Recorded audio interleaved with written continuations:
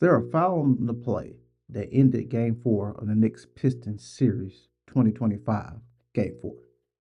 Cunningham driving, pull-up jumper, no good. Harris battling, loose ball on the floor, picked up Hardaway, 2 seconds left, puts up the shot, no, and the game is over.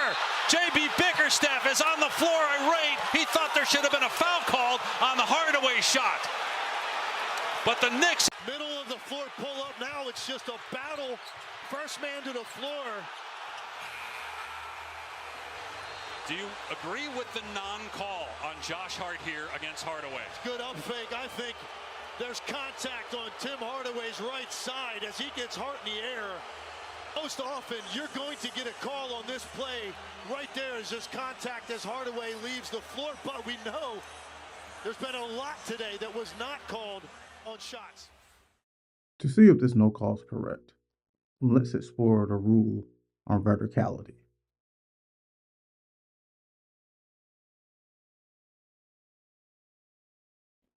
We're not going to read the entire verticality rule, but we're going to hit the high points and then apply it to this particular play. So first, verticality applies to a legal position and also to both offensive and defensive players. Let's just highlight some of the basic components of the principle of verticality. First, we must attain legal guard in position, and any movement thereafter must be legal. And as long as no other player is occupying the space on the playing court, any player may occupy that space. The space that a player may legally occupy is defined by an imaginary cylinder surrounding the player, which extends from the floor to as far as the player, above the player, he can jump or extend his body or arms. So pretty much we always like to say from the floor all the way infinitely to the ceiling. The hands and arms may be raised or extended to the front, no further than the feet and knees where the arms are bent at the elbow. From such a position, the defender may rise or jump vertically and occupy the space within his vertical plane. And I often like to say his own vertical plane. The hands and arms of the defender may be raised within his vertical plane while the defender is on the playing court or in the air. The defender shouldn't be penalized for leaving the playing court vertically or having his hands and arms extended within the vertical plane. Again, I like to say within his own vertical plane.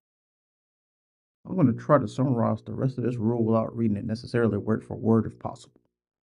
Essentially, starting on H, the offensive player, whether on the playing court or airborne, essentially the offensive player cannot initiate any illegal contact or cause any contact that is not incidental. The defender cannot belly up or use the lower part of his body to cause contact outside of his vertical plane or inside the opponent's vertical plane. I'm going to skip J, not because J is important, but I want to get to K.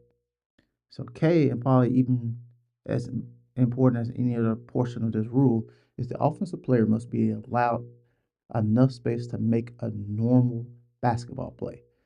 The defense may not invade the vertical space of the offense and make illegal contact when the offensive player is attempting a normal play, including shooting, passing, dribbling, or pivoting. We're going to go back and look at this play again and see if Josh Hart violated any conditions of the principle of verticality. Josh Hart runs forward and jumps. The black arrow on Josh Hart indicates his legal vertical plane. My point of this entire explanation that at no time prior to this freeze frame does Josh Hart obtain legal guarding position. Josh Hart jumps to contest his shot. We notice that his hands and arms are further than his feet when the arms are bent at the elbow. We also notice that Josh's Hart legs and knees, his lower part of the body, contacts the ball handler dribbler outside of the ball handler dribbler's vertical plane.